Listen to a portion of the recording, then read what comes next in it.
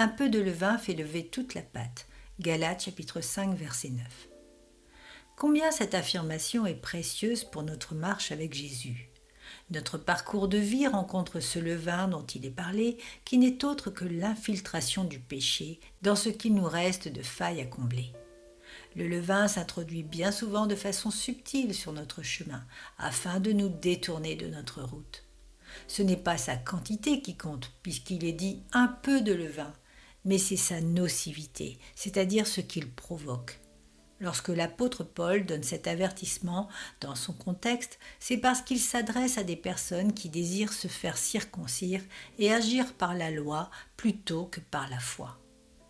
Mais en ce qui nous concerne, le levain peut être apparent dans notre vie de la même façon lorsque nous désirons agir selon les œuvres de la chair et non selon les œuvres de la foi. Beaucoup se laissent encore séduire par des œuvres charnelles, des œuvres méritoires, pour plaire à Dieu et entretenir leur salut.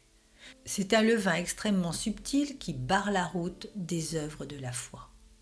Cela provoque aussi l'angoisse de perdre son salut. Un autre levain puissant est le fait de se contenter d'une relation légère avec Christ, sans une discipline relationnelle constante dans la prière et la méditation de la parole de Dieu. L'incitation au yo-yo spirituel est un levain qui nourrit la tiédeur que Dieu vomit. Marc 14, verset 38 proclame « Veillez et priez, afin que vous ne tombiez pas en tentation.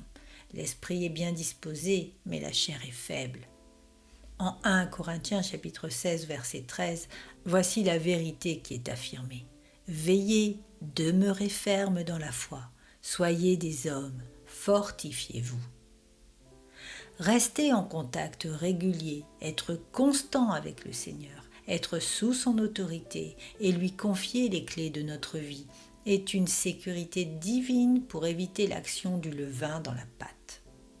Veiller, se confier, combattre en Christ, obéir à ses commandements sont autant de garanties de marcher en sainteté.